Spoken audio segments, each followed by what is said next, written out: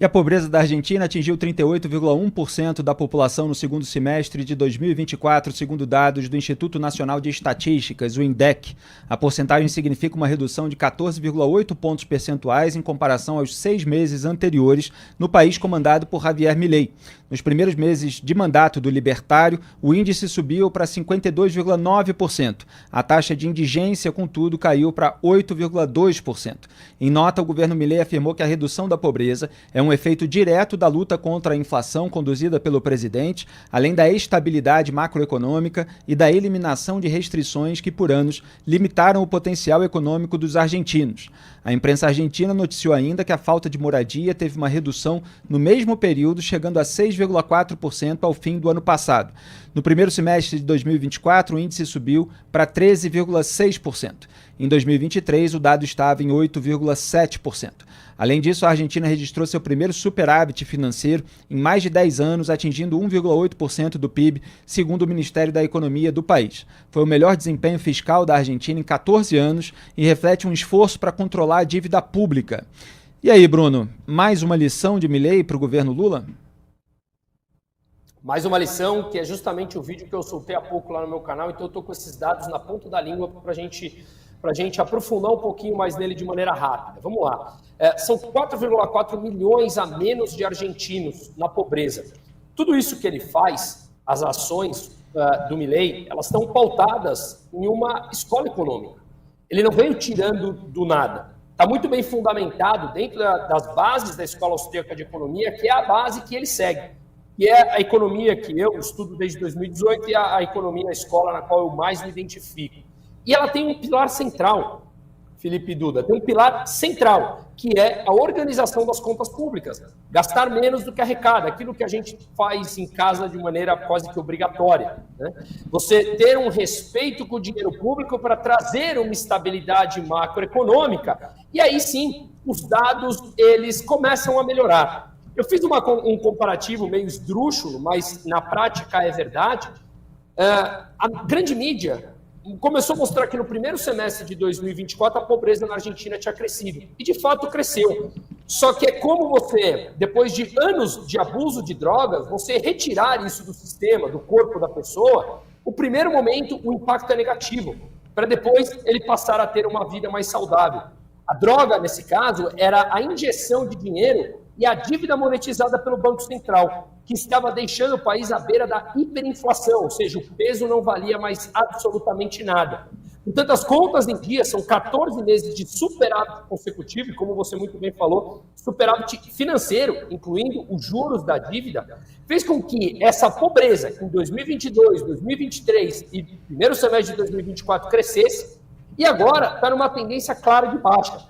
38,1%, que veio de 53% de pessoas na pobreza, é uma taxa média. Portanto, a taxa real hoje é menos, é menor do que isso, porque essa é a taxa média semestral. O nível de argentinos na pobreza acima de 65 anos também caiu quase 2 pontos percentuais, de 18% para próximo a 16% agora. E tudo isso veio com, agora, no segundo semestre, crescimento econômico. Ou seja, no último trimestre de 2024, o PIB cresceu 4,1%. No primeiro de 2025, já cresceu 1,5%. A inflação, que era 25,5% ao mês em dezembro de 2023, caiu para próximos a 1,7% ao mês. Ainda muito alto, mas de 25,5% para 1,7%. Com redução de pobreza, com crescimento e com reservas do Banco Central da Argentina, que estavam zeradas, estão hoje na casa dos 25 bilhões e muito próximo de um acordo com o FMI novamente. Então, de novo, ainda há muito por fazer, muito, mas fica claro que uma redução de 14 pontos percentuais com o incremento do salário real no setor privado, não no público, que cresceu também de maneira considerável, mostra que a estabilidade macroeconômica oriunda da responsabilidade fiscal, ou seja, dos gastos do governo, é só dar tempo, não precisa inventar a roda. Isso levará a uma estabilidade macroeconômica, que estabiliza a moeda, estabiliza preços e começa a tirar pessoas da pobreza. A inflação é o que mais coloca as pessoas na pobreza. Duda Teixeira? Bruno, agora como é que se explica esse crescimento da economia Argentina, se lá não tem um governo ajudando ali, por exemplo, a Petrobras, como faz aqui no Brasil, para a Transpetro, para fazer navio petroleiro com mão de obra nacional, não tem pé de meia, não tem crédito consignado, como é que eles conseguem crescer por lá sem todas essas coisas? Atraindo investimento através da previsibilidade, como você falou. O nível de investimento do consumo agregado cresceu, investimentos 11%, frente ao que era no último semestre, no último trimestre, perdão, pré-Milei. E isso vem da estabilidade macroeconômica. Tudo que você citou, eu concordo 100% com você, ela é basicamente políticas populistas. Políticas populistas fazem gastos desordenados, para ser delicado com a palavra, com o dinheiro público. Essas disfunções no gasto público fogem à regra essencial que nós falamos da Argentina, que é o respeito às regras e ao dinheiro público.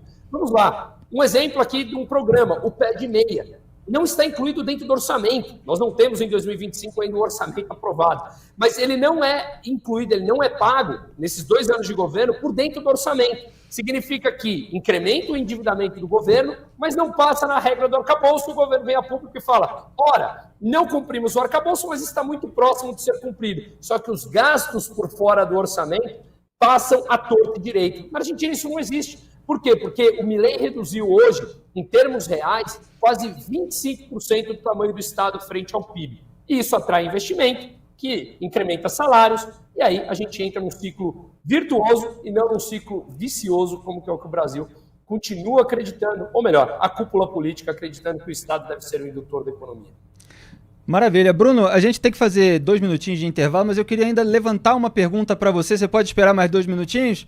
Então a gente fica com o Bruno Musa na linha. Maravilha, muito obrigado, porque tem uma questão política de interseção com a economia que vale a pena a gente explorar. Porque eu queria que ele comentasse um trechinho de um artigo publicado no Estadão pelo economista Gustavo Franco, ex-presidente do Banco Central. Eu pedi para a produção para jogar na tela o trecho, que eu considero ali uma análise muito interessante, porque o Bruno Musa estava falando das políticas populistas, dos populistas, e o Gustavo Franco começou o artigo falando a respeito disso. Isso já é lá no meio do artigo. Então reparem que naquele primeiro parágrafo ali dessa coluninha da esquerda, ele está falando que a escolha de políticas públicas orientada pelo engajamento e pelas curtidas pode enviesar a substância. E aí ele explica de uma maneira muito clara. Antigamente, os tecnocratas formulavam planos econômicos e a liderança política, quando gostava, chamava um profissional de comunicação para orientar a divulgação. Não era incomum a queixa do marqueteiro e do chefe contra as medidas impopulares, como costumam ser os remédios para os problemas econômicos. Agora, e esse que é o ponto para o qual eu quero chamar a atenção, a lógica se inverteu. São os marqueteiros que fazem as políticas que já nascem atendendo aos desejos da liderança. Os técnicos trabalham por encomenda ou são chamados apenas a posteriori para ajudar na explicação e consertar qualquer coisa que não desceu bem. Obviamente, Bruno Musa, ele está descrevendo esse fenômeno, como ele analisa, de uma forma crítica e até ironizando, porque isso, em geral, dá errado. Você vê esse mecanismo, essa mudança no governo Lula, quer dizer, embora essas ideias já fossem presentes no petismo, elas existem ali na liderança política e um ministro da Fazenda como o Fernando Haddad, ele vai atrás, quer dizer, não tem uma ideia realmente de política econômica? Olha, Felipe, eu acho que não tem uma ordem, não tem um planejamento. E a gente talvez tenha que lidar com a verdade, que ela é dura. A verdade é que nós estamos a serviço na minha opinião, como eu venho falando, um projeto de poder. A gente costuma indicar que o Lula 3 está sendo pior que o Lula 2. Isso aqui, para mim, é um projeto claro de poder que se iniciou no começo do século. Se nós levarmos em consideração, a gente está no primeiro quarto do século atual e 80% mais ou menos do período foi governado pelo PT. Nós tivemos a exceção do Temer, que era vice da Dilma, apesar de eu acreditar que ele teve incríveis avanços econômicos, e depois a janela de Bolsonaro, mas as instituições continuaram da mesma maneira, com a mesma mentalidade, e a mesma forma, ou muito parecida forma ali de atuar, porque você não consegue tirar vários funcionários públicos e mentalidades pela mudança de um governo que tem uma ideia um pouco diferente. Então, o que eu quero falar é que eu concordo com essa ironia, essa crítica dele, porque não há um planejamento. Ou melhor, não há um planejamento para transformar o país em um país sério. Eu costumo, e sou um autocrítico do Estado, porque eu acho que ele é ineficiente sempre, só que ele é ineficiente para aquilo que a população demandaria. Ele é altamente eficiente em fazer a propaganda política para eles, em um projeto de poder, de perpetuação de suas ideias para eles. Nisso eles são eficientes. Portanto, quando a gente fala que não há um planejamento, não há um planejamento em direção àquilo que nós gostaríamos como país. Como a gente acabou de mencionar da Argentina, redução de pobreza, estabilidade da moeda. Não, há completamente uma posição oposta a isso. E passa justamente por essa crítica que, infelizmente, eu tendo a concordar com ela. Maravilha, muito obrigado, Bruno Musa, nosso colaborador em matéria de economia, economista, professor, empreendedor. Tem o canal de YouTube que ele citou, tem vídeos novinhos lá para vocês verem, youtube.com/Bruno_Musa. E tem a página de consultoria de investimentos, o brunomusa.com.br/investimento. Obrigado, boa noite, bom trabalho, volte sempre. Obrigado, Felipe, obrigado, Duda, é um prazer, obrigado pelo convite. Até a próxima semana.